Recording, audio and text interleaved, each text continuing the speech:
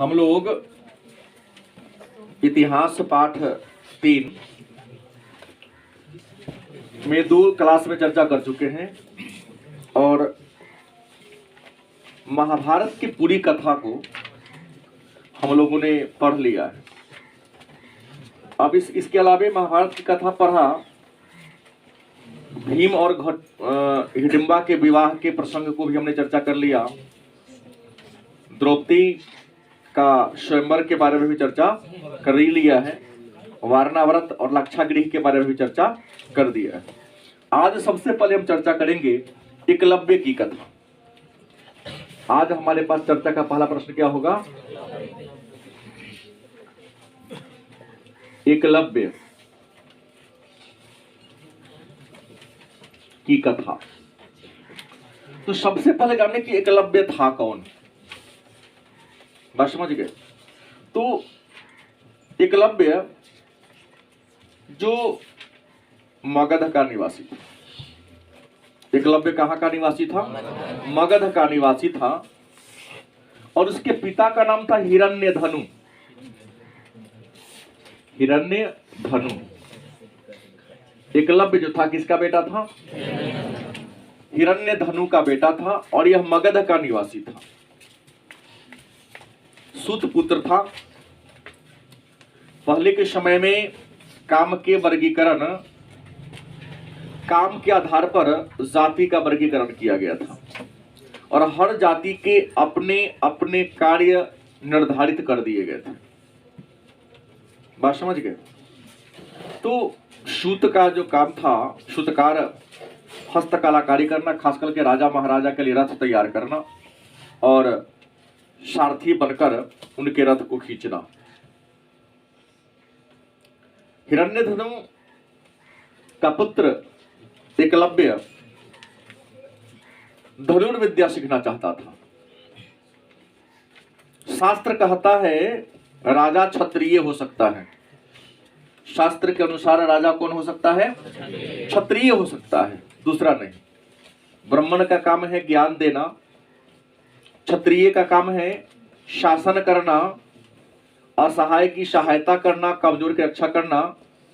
वैश्य का काम है वाणिज्य और व्यापार करना और शूद्र का काम है ऊपर के तीनों वर्णों की सेवा करना। युद्ध तो रक्षा करेगा नहीं, युद्ध मतलब रक्षा करना किसी का, अपने समाज का। लेकिन यहां तो इसका वैश्य थे, इनका काम तो था नहीं ये करना, लेकिन जिद पर आ गया कि नहीं हमें क्या करना है, धनुर्विद्या ही सीखना है। इनके पिता, एकलव्य के पिता हिरण्यधनु कहा कि बेटा तुम्हें कोई भी धनुर्विद्या क्या करेगा, नहीं सिखाएगा। इसलिए मन में जो जिद टाने हो कि हम सीखवे करेंगे, इस बात को क्या कर दो, छोड़ दो। इस बात का उल्लेख महाभारत के 131वें अध्याय में, एकलव्य की कथा का वर्णन महाभारत के किस अध्याय में है? 131वें अध्याय में।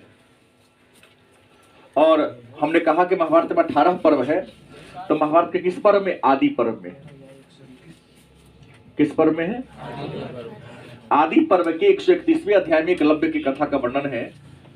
पिता ने कहा कि देखो तुमको धनुर्विद्या सीखना है, तुमको सिखाएगा नहीं क्योंकि मेरा व्यवसाय ये नहीं है, लेकिन तुम चाहते हो तो भारत में 2 ही ऐसे शिक्षक हैं जो धनुर्विद्या में पारंगत है। पहला परशुराम, लेकिन यह किसी को सिखाते नहीं है, छोड़ दिया। जब से कर्ण इनके साथ चीटिंग कर लिया तब से इन्होंने धनुर्विद्या छोड़ दिया, क्योंकि गुरु के साथ झूठ नहीं बोलनी चाहिए। और कर्ण शिक्षा प्राप्त करने के लिए झूठ बोला था, क्योंकि हाँ कहा कि हम क्षत्रिय को नहीं सिखाते हैं, लेकिन वह कहा कि था क्षत्रिय, लेकिन कह दिया क्या हम हैं, ब्राह्मण हैं। दूसरा उन्होंने परशुराम ने भीष्म पितामह को भी शिक्षा दिया था, द्रोणाचार्य को भी शिक्षा दिया था। तो बड़े बड़े जो महान योद्धा थे उनके शिष्य रहे हैं। और परशुराम जो शिक्षा छोड़ते, परशुराम का ही शिष्य कौन था? द्रोणाचार्य। द्रोणाचार्य अब सिखाते हैं, लेकिन द्रोणाचार्य केवल हस्तिनापुर के राजकुमार को ही सिखाते थे। अन्य किसी को धनुर्विद्या सिखाते नहीं थे। मन में प्रश्न होगा, शिक्षा पर किसी एक का अधिकार, ये मेरा शिक्षालय है, कोई भी आके पढ़ सकता है, कुछ शर्त है, उस पूरा करने के बाद हम ही कहें कि हम फलाने जाति को, फलाने धर्म को न पढ़ाएंगे, तो ये तो बहुत गलत बात है। शिक्षक के अंदर जातिवाद, धार्मिक विभेद, लैंगिक विभेद की भावना नहीं होनी चाहिए। शिक्षक को आकाश धर्मी होनी चाहिए। आकाश से जब सूर्य का प्रकाश निकलता है तो वह जाति धर्म देखकर अपनी रोशनी को नहीं बिखेरता है। क्या ये हमारे रामानंद साहब का कहना था कि शिक्षक को आकाश धर्मी होनी चाहिए, भेदभाव नहीं करे, सबको समदर्शी, सबको समान दृष्टि से देखना चाहिए, देखने का नजरिया भी भेदभाव न हो। फिर पूछा कि हमको आखिर सिखाएंगे क्यों नहीं, इसकी अलग कहानी है, पहले जान लो।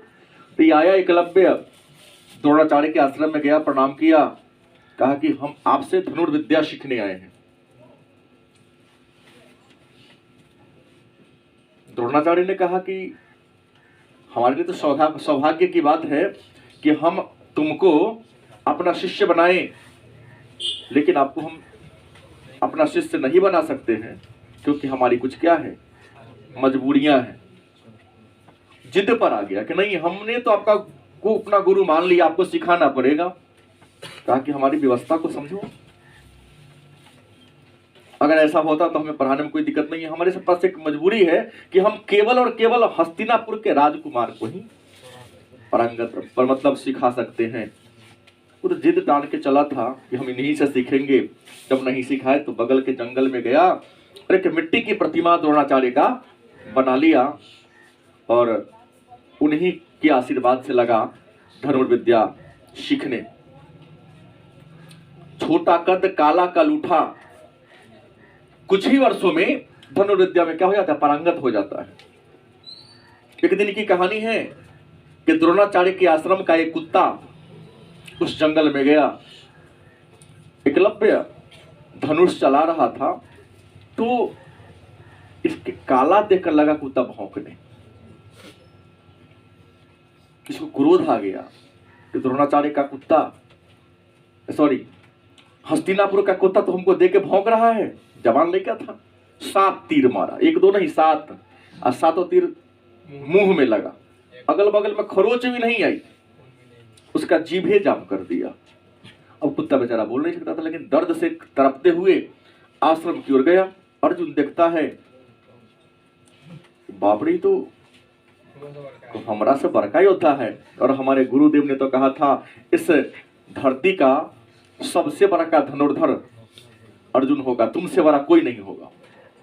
अब अर्जुन गया द्रोणाचार्य के पास, कहा गुरुदेव आप तो कहते कि हमसे बड़ा का कोनो धनुर्धर होबे नहीं करेगा, हमसे बड़ा का कोई निशानेबाज होबे नहीं करेगा, लेकिन ये तो देख रहे हो आप हमसे बहुत भारी है।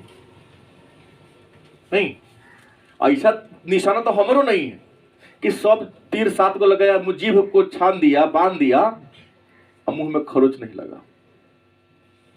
द्रोणाचार्य देखा कि ऐसा विद्या या तो मेरे पास है, भीष्म पितामह के पास है, मेरे गुरु परशुराम का ही ऐसा निशाना है, लेकिन परशुराम हथियार अब उठाते, अब भीष्म पितामह यहाँ है नहीं, अब भीष्म कमजोर प्रवार नहीं करते हैं, बेजुबान प्रवार नहीं करते हैं भीष्म। तो है कौन? जिधर से कुत्ता आया था उधर गया, क्या देखा, एक बच्चा तीर चला रहा है। जैसे ही नजर पड़ी द्रोणाचार्य पर, चरण पकड़ लिया, गुरुदेव धन्य हमारा भाग्य कि आप हमारे इस आश्रम की ओर आए हैं। कहा कि हम तुमको सिखाए नहीं तो तुम्हारा शिष्य बन कैसे गया? तो आप सिखाए नहीं, लेकिन हम तो गुरु मानिए लिए। द्रोणाचार्य लगा कि ये तो हस्तिनापुर का निवासी है, अगर कभी मगध और हस्तिनापुर में लड़ाई होगा, ये मगध का निवासी है, तो ये अकेला सबको पराजित कर देगा। सही बोल रहा हूं? इतना बड़का हो गया था कि अकेला सब पर भारी पड़ जाता वो। हाँ, अर्जुन पर क्या हो गया? अर्जुन तो जानिए रहा था कि ऐसा भैया नहीं है, अर्जुन पर बहुत भारी पड़ता वो। अब द्रोणाचार्य सोचा कि राज्य की रक्षा करना भी गुरु का धर्म होता है, बचाना कैसे, तो अपने पद को उन्होंने कलंकित किया थोड़ा सा। कहा कि गुरु से जब ज्ञान ली हो तो दक्षिणा तो देना पड़ेगा, क्योंकि गुरु बिना गुरु दक्षिणा के ज्ञान सफल नहीं होता है। कहा क्या चाहिए आपको? हमारा प्राण चाहिए, हम प्राणों दे देंगे। शिष्य मान लिए ना, हो गया हमारा यही ये था कि हमको शिष्य बना दे। कहा कुछ नहीं, हमको दही ना दिया, क्या दे दो, काट के दे दिया। ये है एकलव्य की कथा और उनकी गुरु भक्ति। अब मन में एक प्रश्न होगा कि आखिर सर ऐसा क्यों कि द्रोणाचार्य केवल हस्तिनापुर के ही राजकुमार को सिखाते थे? तो द्रोणाचार्य परशुराम के यहां शिक्षा ग्रहण करते थे और उसी में द्रौपदी के पिताजी भी शिक्षा ग्रहण करते थे। द्रोणाचार्य जाति के ब्राह्मण थे, बहुत ज्यादा गरीब थे नहीं, और जो द्रुपद थे राजा के बेटा थे, तो आश्रम में उनके लिए खाना पीना भी आ जाता था। पढ़ने में थे कमजोर, तो क्या करते थे अपना भोजन में से इसको, जब कई कई दिन भूखे रह जाना पड़ता था, आश्रम का नियम था भीख मांग के लाओ, 5 घर मांगना था, दिया तो खाओगे, नहीं दिया कोनो तो भूखे रहना, क्योंकि तुम्हारे अंदर भीख मांगने की भी कला नहीं। अब कई दिन भूखे रह जाया करते थे और उसके लिए नाना प्रकार के पकवान मिलता था, तो द्रोणाचार्य को कभी कभी द्रुपद खिला देता था और उसके बदले अपन होमवर्क से ज्ञान ले लेता था। मित्रता दोनों की गहरी हो गई। द्रुपद ने कहा कि देखो मित्र, हम जो दिन अपने राज्य का राजा बनेंगे ना, तो हम गरीब नहीं रहने देंगे, हम अपना राज्य में से आधा हिस्सा तुमको दे देंगे। कहा कि ना ऐसा मत कहो, तो ना हम जहिया राजा बनेंगे मित्र को गरीब नहीं रहने, तुमने हमको बहुत हेल्प किया है। तो द्रोणाचार्य शिक्षा प्राप्त करके अपने घर आश्रम आ जाते हैं, वे पूजा पाठ करा के जीवन यापन चलाने लगते हैं। द्रुपद अपने राज्य में जाता है, युवराज घोषित कर दिया जाता है, वहां का राजा बन जाता है। द्रोणाचार्य का विवाह होता है, विवाह के बाद एक बेटा होता है, नाम होता है अश्वत्थामा। द्रोणाचार्य के पुत्र का नाम क्या था? अश्वत्थामा। मणि रहता है उसके पास। एक दिन की बात है कि अश्वत्थामा बच्चे ने जिद ठान लिया कि हम बिना दूध के ही खाने नहीं खाएंगे। बच्चे का जिद बहुत खतरनाक होता है। पिताजी सब, द्रोणाचार्य सब जगह गए, भाई थोड़ा दूध दे दो। किसी ने दूध, 1 रुपया फूटी कौड़ी हाथ में नहीं है कि दूध खरीदा भी जा सके, कोई अगल बगल में देने को भी तैयार। अचानक याद आया, अरे बगल में ही तुम्हारे मित्र का राज्य है। चल गया उसके राज्य में, जाते हैं 10-20 गाय मांग ले, खाते रहो कितना दूध खाना है, हमको राज्य लेके क्या करेंगे। सभा में गया, उसके राज्य में पहुंचा, सभा चल रही थी। कहा कि द्रुपद, जैसे द्रुपद कहा, इसका क्रोध बढ़ गया कि हम राजा हमको नाम लेके काहे पुकार दिया, कि हम तुम्हारे पास अपना हिस्सा मांगने आए। और भी कई प्रकार की बातें हुई।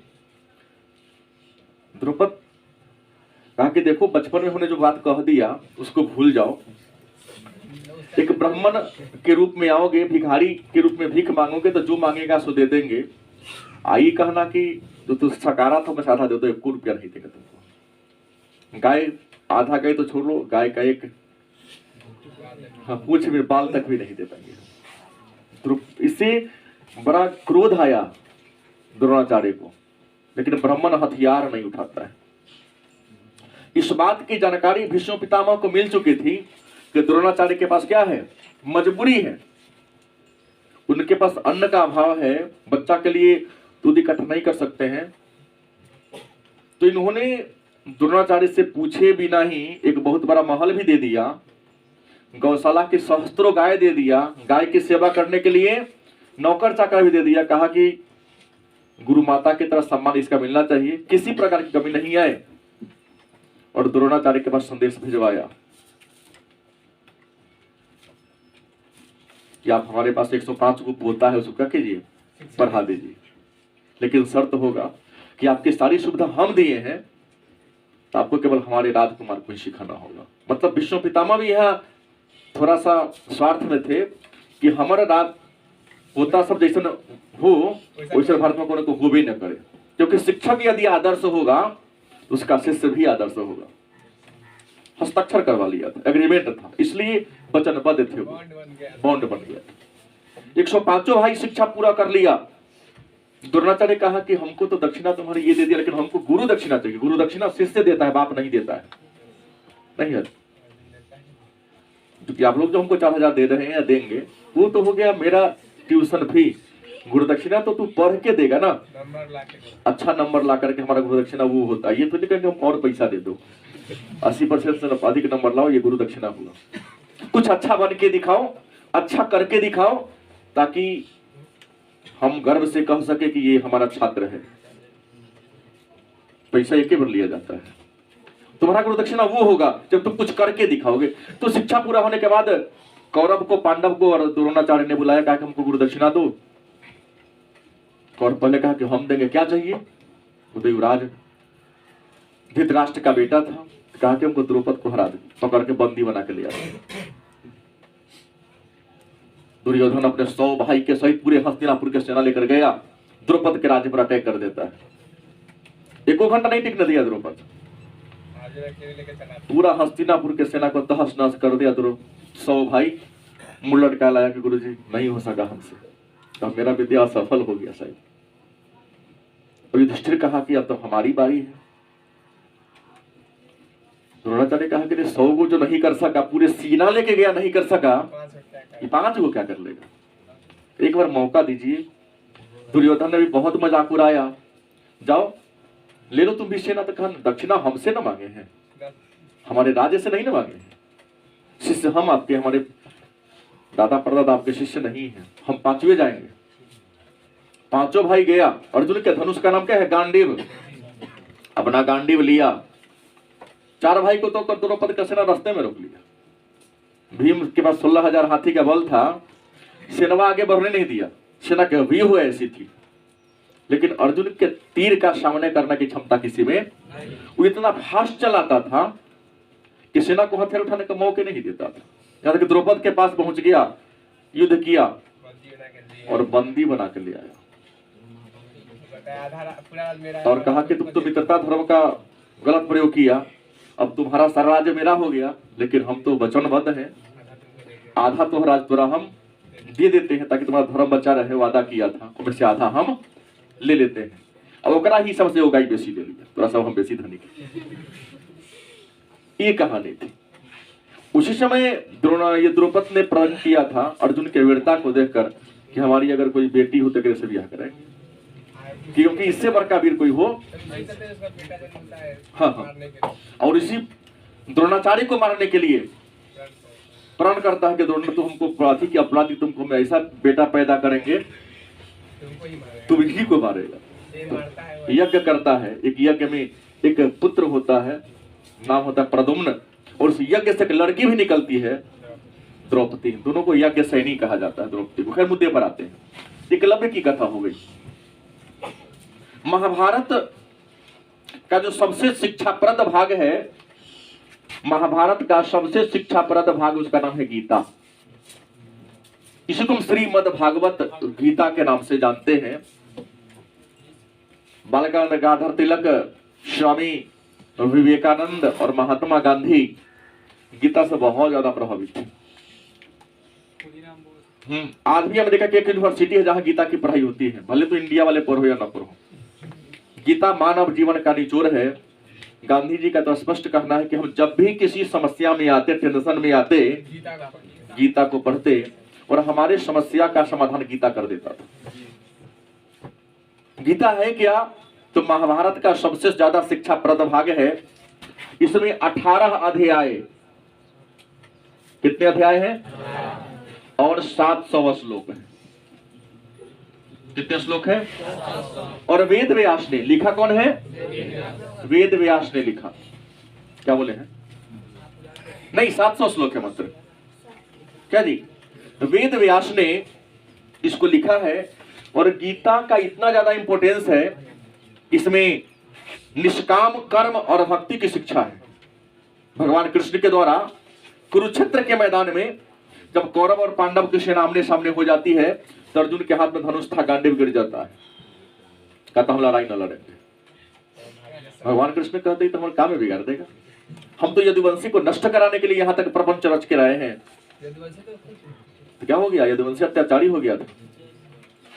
भगवान श्री कृष्ण स्वयं कहते यदा यदा ही धर्मस्य ग्लानि भवति भारतः अभ्युत्थानम अधर्मस्य तदात्मानं सृजाम्यहम्। परमात्मा तब अवतार लेते हैं जब धरती पर अतताई अधर्मी पैदा हो जाता है, यूं ही जन्म नहीं लेते हैं। और ऐसे करके भगवान विष्णु 10 बार अवतार लिए हैं। 9वां अवतार चल रहा है बुद्ध अवतार, 10वां अवतार आने वाला है कल्कि अवतार। इस बात का उल्लेख मत्स्य पुराण में है। और श्रीमद् भागवत गीता कहते कि नहीं, भगवान विष्णु ने 24 अवतार लिया था, लेकिन प्रमाणिक कितने हैं? 10। जब गांडीव गिर जाता है कि हमसे न चलेगा, हम लड़ेंगे तो क्या मिलेगा? राज्य मिलेगा। क्या मिलेगा? मारेंगे कौन है? कहते हैं द्रोणाचार्य हमारे गुरु हैं, कृपाचार्य हमारे राजगुरु हैं। वो 100 जो दिख रहा है हमारा चचेरा भाई नहीं, भीष्म पितामह हमारे दादा हैं जो बचपन से गोद में पाल के लाए। हम किससे लड़े? रिश्तेदार को मारकर हम क्या मिलेगा? राज्य मिलेगा। हम राज्य लेने में सक्षम नहीं है। वहीं पर भगवान कृष्ण विराट रूप धारण करते हैं और गीता का उपदेश अर्जुन को देते हैं। अर्जुन समझ जाता है कि इंसान को केवल कर्मण्यवाधिकारस्ते मा फलेषु कदाचन। तुम कर्म करो। इस मृत्यु लोक में हम आप सभी नचनिया हैं, नाच करते हैं, नौटंकी करते हैं, ट्रैक्टर ऊपर बैठल है। उसने कथा को जैसे लिख दिया है उसी कथा को हम लोगों को चलना पड़ेगा। गलती बोल दी है क्या? सही बोला हूँ। हाँ, हमको चलना पड़ेगा, कुछ नहीं होगा। धर्म का हाँ नहीं, अब बता रहा हूँ। आपका कहना एकदम जायज है, नाजायज नहीं है आपका प्रश्न। हमने कहा कि गीता के अनुसार मैंने बोला कि इस मृत्यु लोक में हम लोग क्या है? एक प्रकार के कलाकार, एक्टर हैं। इस कथा को किसी ने पहले लिख दिया, उसके अनुसार घूम करते हैं। मान सकते हो, क्योंकि रामायण में लिखा है कि बिना हरि कृपा तृण नहीं डोले। ईश्वर के, या गीता में भी है, आदेश के बिना पत्ता नहीं हिलता है। तो कोई गलती करता है तो उसके अंदर भी कहीं कहीं ईश्वर की ये बात है। लेकिन एक बात है, एक व्यक्ति का व्यक्तित्व किसी के विचारधारा से, इन्वायरमेंट से ही प्रभावित होता है। अच्छे लोगों के साथ रहेंगे तो आप गलत भी या फिर क्या हो जाएंगे? अच्छे हो जाएंगे। आदेश तो कहीं का है, मनोभावना तो है हर इंसान के अंदर। साइकोलॉजी पढ़ाएंगे, प्रारंभी का जरूर पढ़ाएंगे। ईगो एंड सुपर ईगो की भावना होती है, सबके अंदर है। लेकिन इन्वायरमेंट मिल गया अच्छा, तो आप में सुपर ईगो फास्ट हो जाएगा। किसी काम को करने से पहले नैतिकता और सामाजिकता को देखेंगे। यदि ईड की भावना होगी तो सुख के सिद्धांत पर काम करोगे नहीं। हमको मेरे जो अच्छा लगे करेंगे, चाहे गलती रास्ता क्यों ना हो, जरूर करेंगे। उपदेश दिया कृष्ण ने अर्जुन को। अर्जुन बात को समझ गया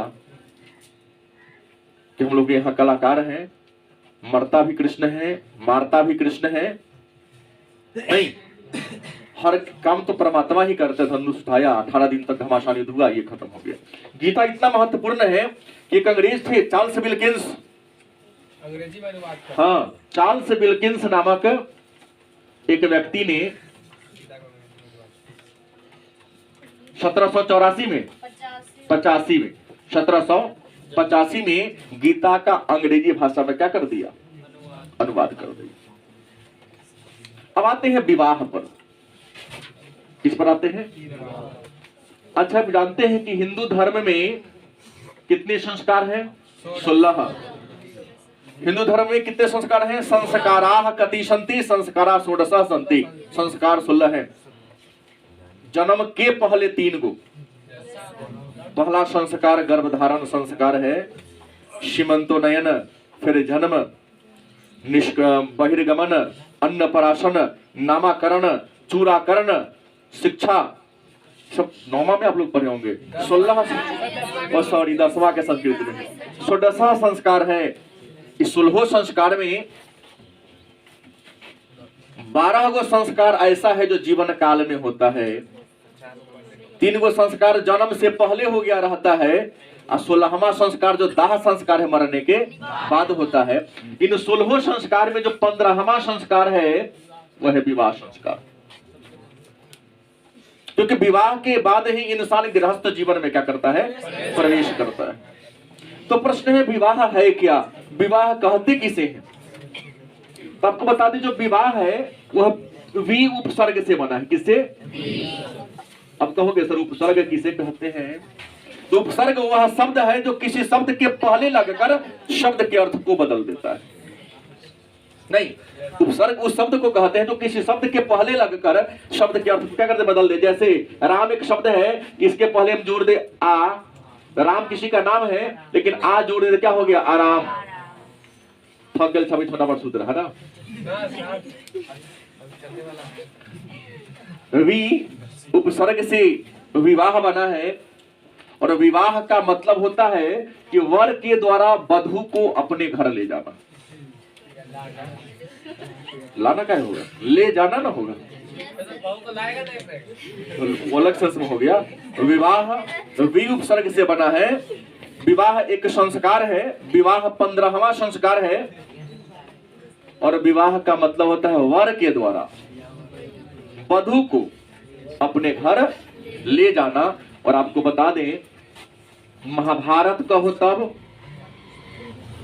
या मनुस्मृति कहो तब, इन दोनों में 8 प्रकार के विवाह का उल्लेख है।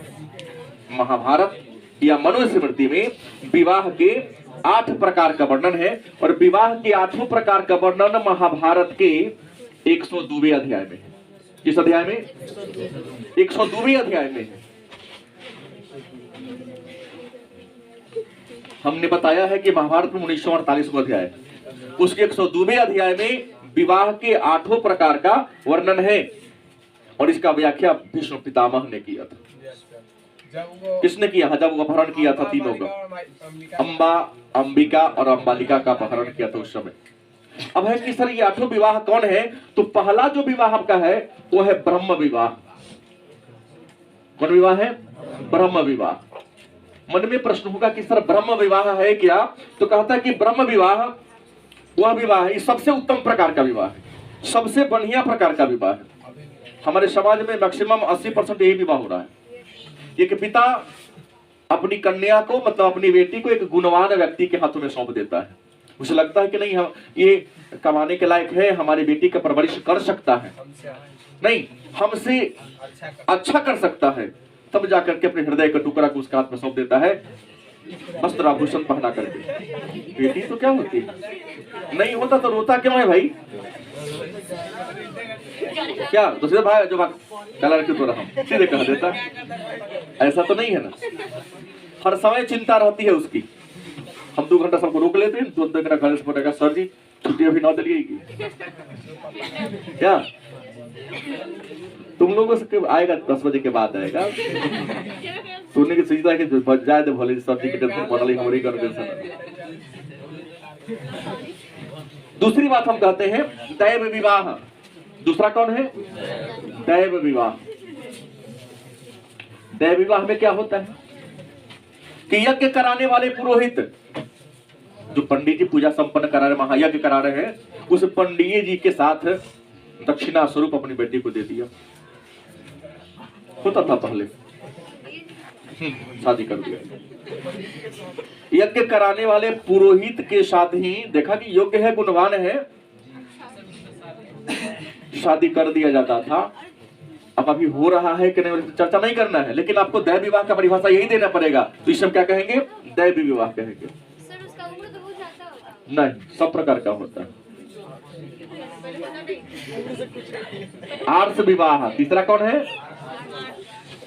इस विवाह में क्या होता है कि लड़की वाला लड़का से एक जोड़ा गाय या एक जोड़ा बैल ले लिया, तो बाद उससे भी आज नहीं हो रहा है हमारे समाज में। अब आप कितने बड़े उम्र दराज नहीं है कि सारा चीज आपको पता हो, अभी तो अपना घर के पूरा कहानी पते न है, तो हाँ फिर पूरी सोसाइटी के बारे में क्या आपको पता होगा, लेकिन हो रहा है, मैं जान रहा हूँ। एक जोड़ा बैल ये एक जोड़ा गाय लेकर अपनी पुत्री का, अपनी कन्या का विवाह अगर किसी पुरुष से करता हो तो उसे क्या कहेंगे हम? आर्ष विवाह कहेंगे। चौथा है प्रजापत्य विवाह। चौथा क्या है? प्रजापत्य विवाह। प्रजापत्य विवाह क्या है? तो इसमें पिता वर से वचन दिलाता है, माने प्रतिज्ञा कराता है कि तुम हमारी पुत्री का अच्छा तरीका से ख्याल रखोगे, इसे कभी तकलीफ नहीं दोगे, नहीं जीवन के कुछ भी काम करो तो इसे कम से कम एक बार, मतलब इसको अपना मित्र समझो। प्रतिज्ञा। देख तो आज भी शादी में आज ही के चारों तरफ घूमता है, 7 फेरा कसम पंडित जी खिलवाते हैं, कहिए इनसे बिना पूछ ले के जाएंगे नहीं, कोनो काम करेंगे नहीं, जगह प्रयोजन करेंगे नहीं। गलत की सही?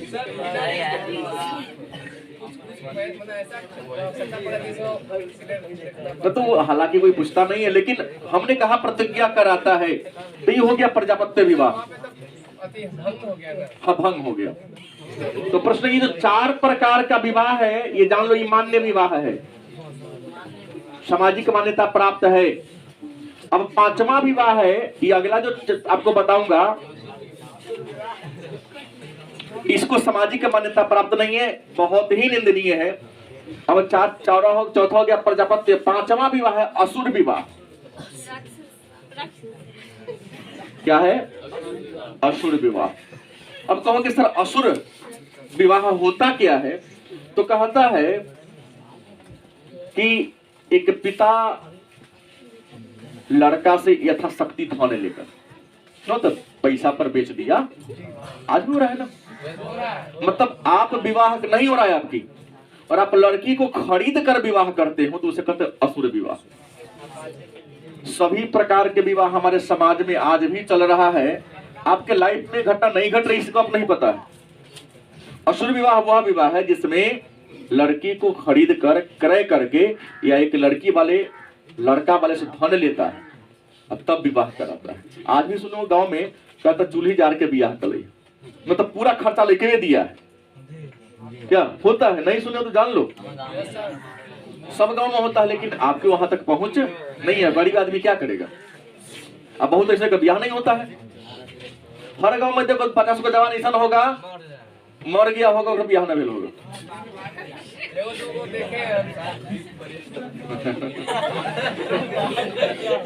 उसके बाद है गंधर्व विवाह।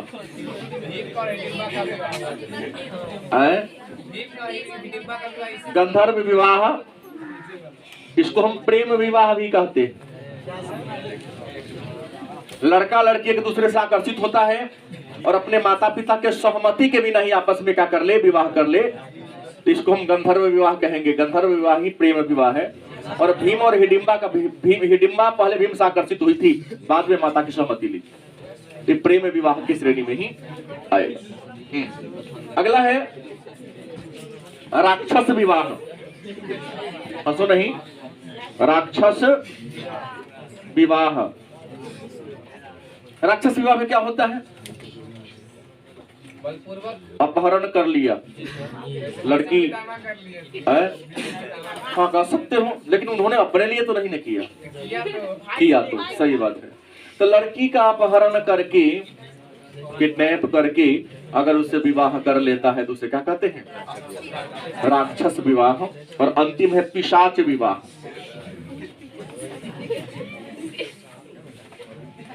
चारों निंदनीय है, लेकिन चारों में सबसे अधिक निंदनीय है पिशाच विवाह।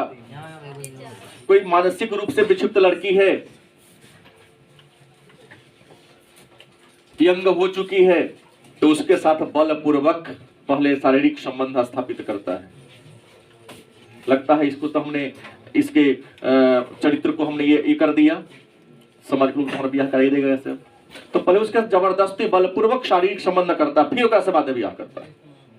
तो ऐसे विवाह को हम पिशाच विवाह के नाम से, और यह विवाह भी आज हमारे समाज में चल रहा है। पेपर में कई दिन आता है कि तुमने कहा सुधाकर विवाह नहीं हो रहा होगा इसलिए ऐसा किया ही, विवाह को समाज से कराइए देगा। इसके अलावा विवाह के कुछ प्रकार है, अन्य प्रकार, ये 8 के अलावा अन्य प्रकार है। जैसे एक है विवाह अंत विवाह। अंत विवाह क्या है? तो एक ही छत के नीचे रहने वाले लोग, एक ही छत के नीचे रहने वाले लोग, एक ही गोत्र के, एक ही जाति, एक ही धर्म को और आपस में विवाह कर ले, उसे क्या कहेंगे? अंत विवाह। जैसे भारत के में मुस्लिम परिवार में और कुछ आदिवासी समाज में परंपरा है। गलत कि सही? तो इसे कहेंगे अंत विवाह। दूसरा है बहिर्विवाह। बहिर्विवाह, बहिर्विवाह क्या होता है? गोत्र से अंदर, अपने से दूर, अपने से अलग। मैक्सिमम 99% ऐसा हो रहा है अभी समाज में। एक ही, हाँ, गोत्र नहीं मिलता है तो धोखा होगा, लेकिन गोत्र मिलना मतलब एक ही खानदान के आप लोग बन सकते। गोत्र नहीं मिलता है, जाति मिलाता है, गोत्र नहीं मिलना चाहिए। गोत्र मिलेगा तो भाई बहन हो गया, ब्याह नहीं होगा। मुसलमान परिवार में भी होता है, तो एक मतारी बाप एक हो सकता है, लेकिन मतारी एक नहीं हो सकती है। बाप एक हो सकता है, लेकिन लड़का लड़की का मतारी एक नहीं हो सकती है, तब ब्याह होगा। गलती बोल रहा हूं? क्योंकि दूध पिया, दोनों एक का पिया है, दोनों एक माँ का, तो दोनों आपस में भाई बहन हो गया। भाई बहन विवाह नहीं होता है। तो बहिर्विवाह, गोत्र से जो बाहर विवाह होता है, कुल से जो बाहर विवाह होता है, उसे हम क्या कहेंगे? बहिर्विवाह कहेंगे। इसके अलावा कुछ और भी विवाह है। बहुपत्नी प्रथा। जब एक पुरुष कई स्त्रियों से विवाह करता है, जब एक पुरुष कई स्त्रियों से विवाह करता है, तो उसे क्या कहेंगे? बहुपत्नी प्रथा। बिंबिसार देखो ना, बिंबिसार, अशोक देखो, हर राजा महाराजा उदाहरण है भाई। पांडु ने जो किया था कि ना किया? हाँ। प्रश्न है कि जब एक पुरुष एक से अधिक पत्नियां रखे तो उसे क्या कहेंगे? बहुपत्नी प्रथा। उसके बाद बहुपति प्रथा, जब एक स्त्री एक से अधिक पुरुष से विवाह कर ले, जब एक स्त्री एक से अधिक पुरुष से विवाह कर ले तो उसे क्या कहेंगे हम? बहुपति प्रथा के नाम से। अब मेरे पास एक लास्ट प्रश्न आता है, आपके मन में भी आएगा कि सर कि महाभारत लिखा कौन? क्या बड़ा विवाद का मुद्दा है कि महाभारत के मूल कथा को किसने लिखा। आप लोगों के लिए ठीक है कि महाभारत को लिखा वेद व्यास ने। किसने लिखा? लेकिन एक अनुश्रुति है, वेद व्यास बोले और भगवान गणेश लिखे। देखिए गणेश भगवान कहे थे कि देख भाई, हमारा कलम ना रुक, तो जितना फास्ट बोल सको, हमको इससे मतलब नहीं, हम फास्ट कलम रुक गया तो इसे लिखना छोड़ देंगे। हाँ, तो वेद व्यास बोले हैं और गणेश भगवान। लेकिन यूपीएससी में 3 साल पहले वाला में पूछ दिया था कि महाभारत के मूल कथा को किसने लिखा, तो यहां याद कर लो, भाट, सारथी, सूत या चारण, तीनों एक नाम है।